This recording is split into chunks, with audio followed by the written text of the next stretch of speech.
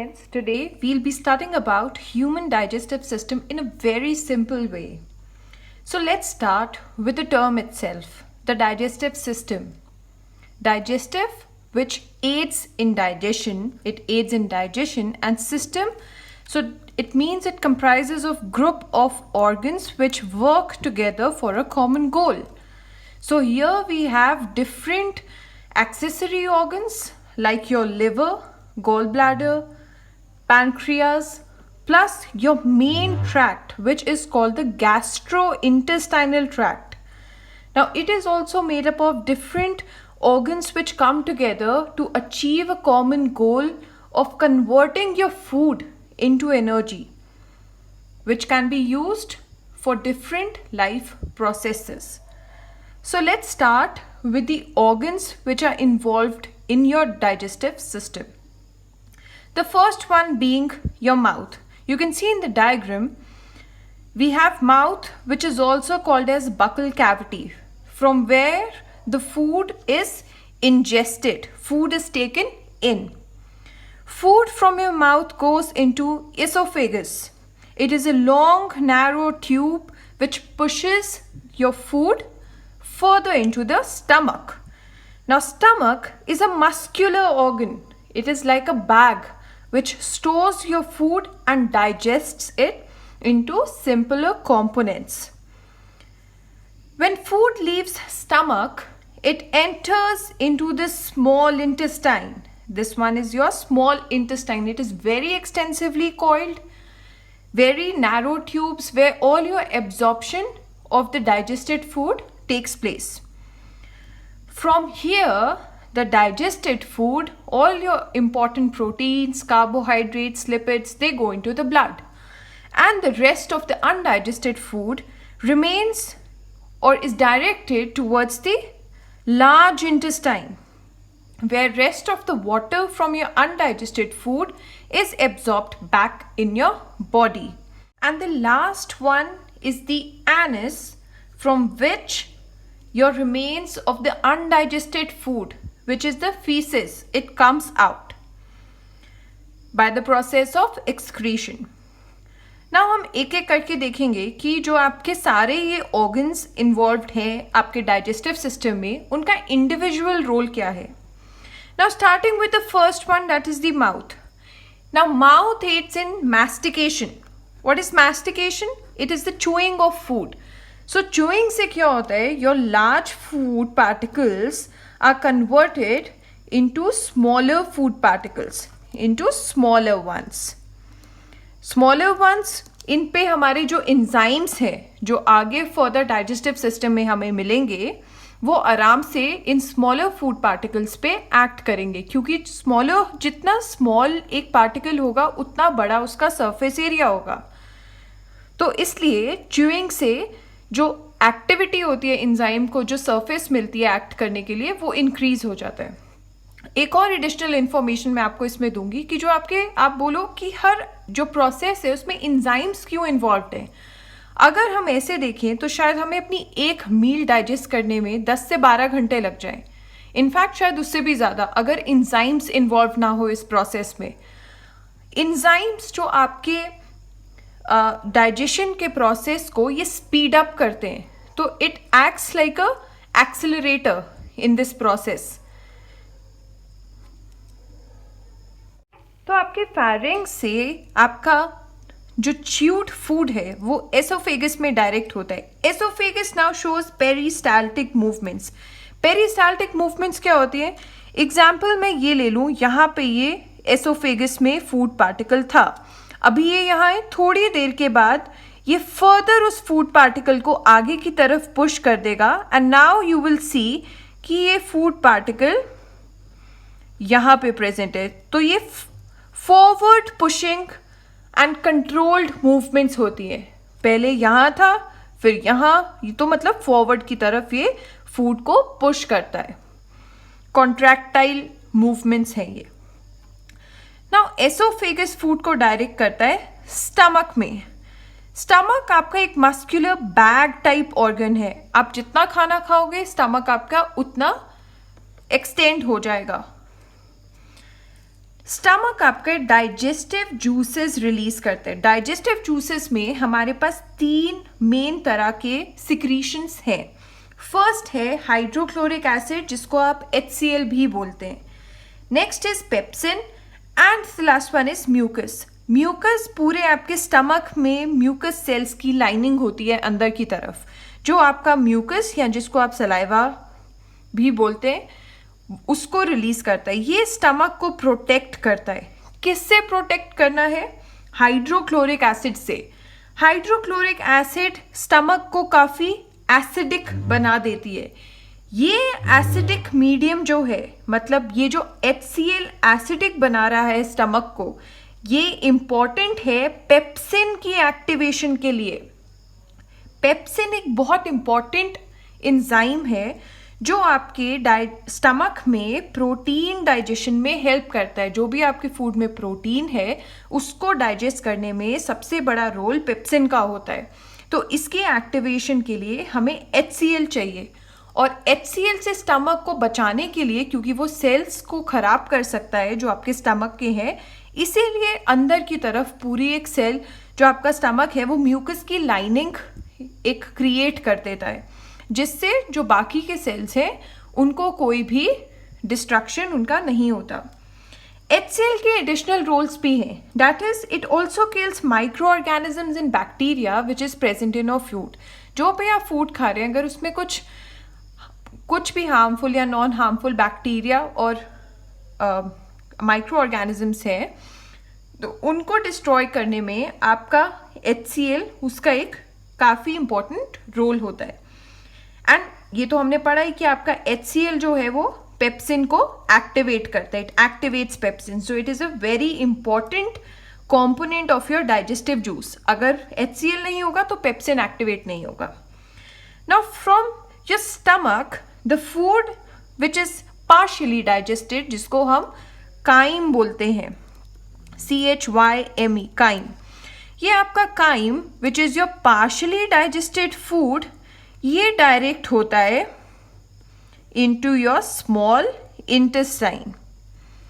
Small intestine, अब ये longest part है आपके गैस्ट्रो इंटेस्टाइनल ट्रैक्ट का। ये अप्रॉक्सीमेटली 10 फीट या 6 मीटर्स लंबा होता है।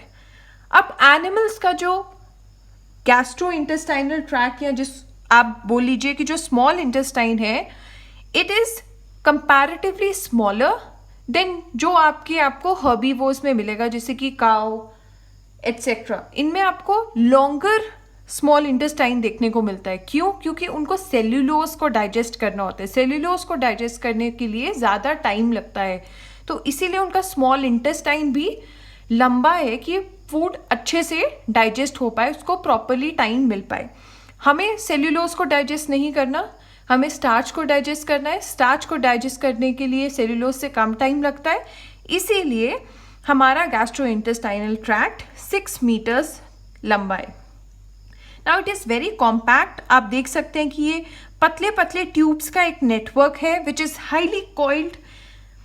It is a site of complete digestion, मतलब आपके स्मॉल इंटेस्टाइन में आपके कार्ब्स भी डाइजेस्ट होंगे, कार्बोहाइड्रेट्स भी डाइजेस्ट होंगे, प्रोटीन्स भी डाइजेस्ट होते, और अदर फैट जो आपके खाने में प्रेजेंट होता है वो भी प्रॉपरली यहीं डाइजेस्ट होता है। इसके बाद स्मॉल इंटेस्टाइन के बाद आपको डाइजेशन का प्रोसेस देखने को नहीं मिलेगा। इसके बाद सिर्फ एब्जॉर्प्शन होना शुरू हो जाती है आपके डाइजेस्टेड फूड की। Now your small intestine, it also receives secretion from your liver as well as your pancreas. Now आपका liver क्या secrete करता है? liver bile secrete करता है, और bile को store कौन करता है? gall bladder. It stores bile and liver secretes bile. तो ये याद रखना कि liver bile को बनाता ज़रूर है, बट bile को अपने अंदर store नहीं करता। bile को store कौन करता है? ये स्मॉल सा ऑर्गन आप देख रहे हैं डायग्राम में, ये गॉल ब्लैडर है। ये बाइल को अपने अंदर स्टोर करता है, और जब भी ज़रूरत होगी वो स्मॉल इंटेस्टाइन में बाइल को रिलीज कर देगा। And then your second accessory organ is pancreas. Pancreas जो है वो पैनक्रियाटिक जूस रिलीज करता है। अब एक एक कर हम इसके भी फंक्शंस पढ़ेंगे कि जो बाइल सिक्रीट होता है वो हेल्प किस चीज में करता है। बाइल एक तो पहले ये स्मॉल इंटेस्टाइन में आने वाला जो काइम था जिसमें HCl मिला हुआ था एंड दस वो एसिडिक था, उसको ये एल्कलाइन बनाता है, मतलब उसका pH 7 से ज़्यादा करता है, क्योंकि जो स्मॉल इंटेस्टाइन में इंजाइम्स एक्ट करेंगे वो एसिडिक मीडियम में एक्ट नहीं कर सकते, उनको एल्कलाइन मीडियम चाहिए। इसीलिए जो आपका बाइल है पहले तो ये आपके गैस्ट्रोइंटेस्टाइनल ट्रैक्ट को एल्कलाइन नेचर प्रोवाइड करेगा, प्लस ये इमल्सिफिकेशन ऑफ फैट्स में हेल्प करता है। Emulsification of fats, emulsification of fats क्या हुआ? Example, you have a big fat molecule. This is your fat molecule. Now, emulsification क्या होगी कि ये इसको small fat molecules में तोड़ देगा। इससे क्या होगा कि फैट का सरफेस एरिया इंक्रीज हो जाएगा एंड हेंस उस पे जो एंजाइम्स हैं वो इजीली एक्ट कर पाएंगे। तो ये आपके बाइल का रोल होता है। अब पैनक्रियास क्या रिलीज करेंगे? मैंने आपको बताया पैनक्रियास पैनक्रियाटिक जूस रिलीज करते हैं। पैनक्रियाटिक जूस में आपके पास मेनली ट्रिप्सिन रिलीज होता है। ट्रिप्सिन फर्दर आपके प्रोटीन डाइजेशन में हेल्प करता है। पहले तो हमने देखा था कि पेप्सिन स्टमक में प्रोटीन डाइजेशन में हेल्प कर रहा था, जो प्रोटीन नहीं डाइजेस्ट हुआ होगा उसको ट्रिप्सिन स्मॉल इंटेस्टाइन में डाइजेस्ट कर देता है। प्लस ये पैनक्रियाटिक लाइपेज भी रिलीज करता है। अब अगर लाइपेज है तो इसका मतलब लिपिड्स फैट पे एक्ट करेगा और उसको भी डाइजेस्ट करेगा। नाउ एक और चीज यहाँ पे मैं ऐड करना चाहूंगी कि आपके पैनक्रियास और लिवर एक्सेसरी ऑर्गन्स हैं। लिवर आपका लार्जेस्ट एक्सेसरी ऑर्गन है, प्लस जो एक्सेसरी ऑर्गन्स होते हैं वो आपके गैस्ट्रोइंटेस्टाइनल ट्रैक्ट के पार्ट नहीं रहते, वो एडिशनल ऑर्गन्स होते हैं जो अपनी सिक्रीशंस से डाइजेशन के प्रोसेस में हेल्प करते हैं। नाउ जितना भी फूड यहाँ पे डाइजेस्ट हो रहा है हमें उसे एब्जॉर्ब भी करना है, बॉडी में भी पहुँचाना है। बॉडी में कैसे पहुँचेगा?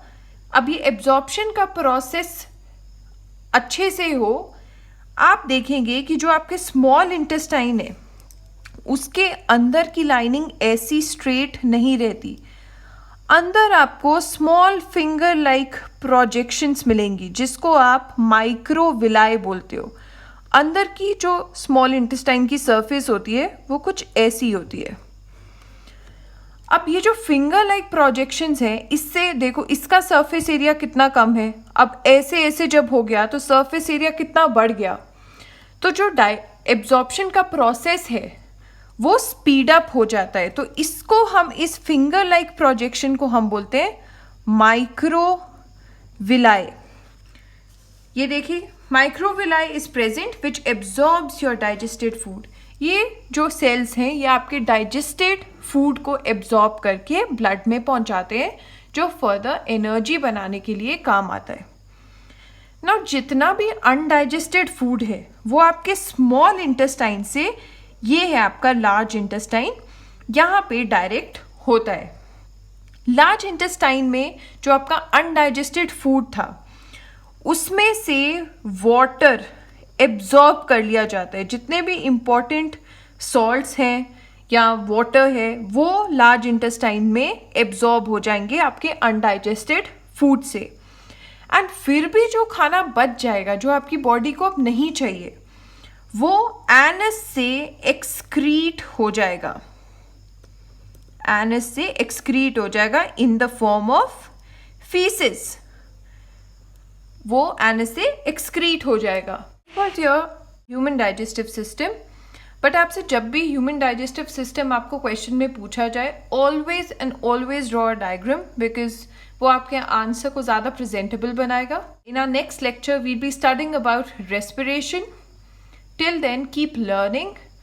Share this video as much as possible so that it can reach more students. And also like and subscribe to my channel. Thank you guys.